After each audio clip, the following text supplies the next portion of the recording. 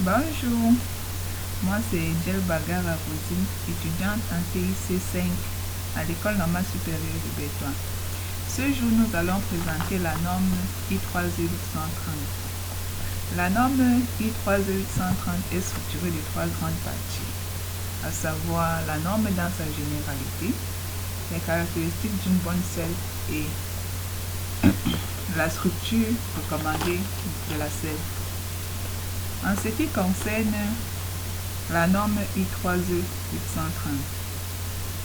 la norme I30830 est une pratique recommandée par I3E pour la préparation de la spécification d'exigences logicielles, commanditée par le comité des normes de l'ingénierie, des logiciels et de la société d'informatique I3E. Elle est approuvée le 2 décembre 1993 par le Conseil des normes I3E, dont la version la plus récente est celle de 1998. En quoi est-ce que la norme I3E est-elle importante? Pour un projet sérieux et réussi, il faut des exigences bien définies. La norme I3E830 nous aide à créer des documents clairs, cohérents et compréhensibles, car il sert de plan directeur pour l'ensemble du processus de développement logiciel.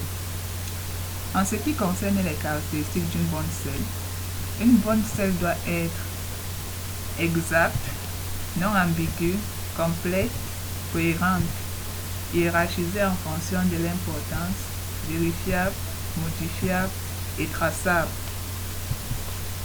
Concernant la structure maintenant, la structure recommandée de la selle.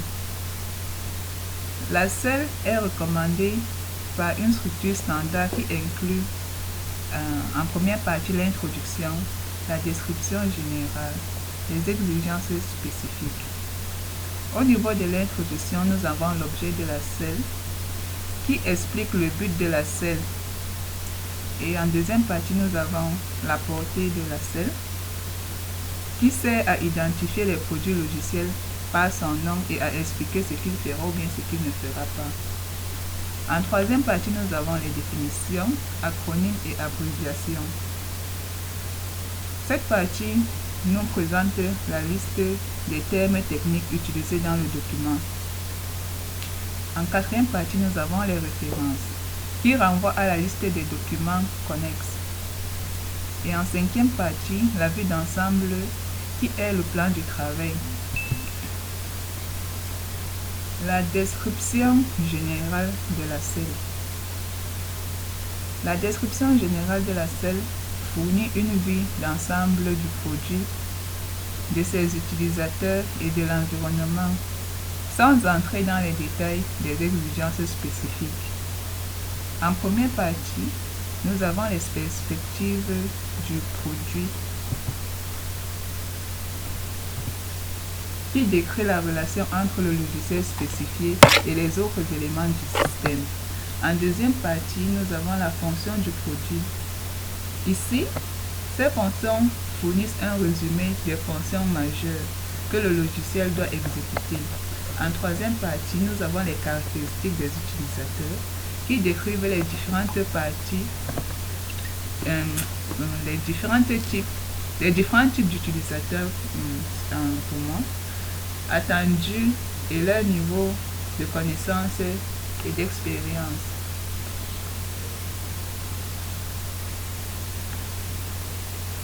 En quatrième partie, nous avons les contraintes.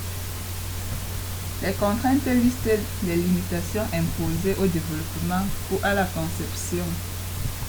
Et en cinquième partie, nous avons les hypothèses et dépendances qui indiquent les facteurs qui, s'ils changent, pourraient avoir une incidence sur les exigences. En parlant maintenant des exigences spécifiques de la selle. C'est la partie de la selle car c'est la partie la plus cruciale, la partie cruciale de la selle autant pour moi, car il contient toutes les exigences nécessaires de la conception et au test du logiciel. En première partie, nous avons 5 exigences. La première exigence, qui sont des exigences des interfaces externes, qui détaillent les exigences relatives à l'interaction du logiciel avec son environnement.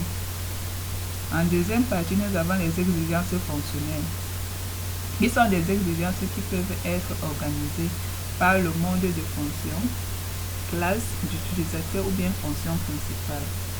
En troisième partie, nous avons les exigences de performance, qui spécifient les exigences en matière de vitesse, temps de réponse et débit.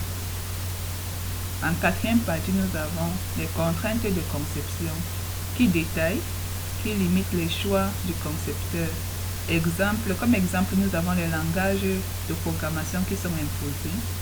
Et en cinquième partie, nous avons les attributs qui ont des exigences liées à la qualité. Exemple, la sécurité, la facilité de maintenance, la portabilité. Maintenant, qu'est-ce qu'on peut retenir de la norme I3E? Ce qu'on peut retenir de la norme I3E, c'est que la norme I3E est le standard de la référence pour assurer que les exigences logicielles sont claires, complètes et exploitables.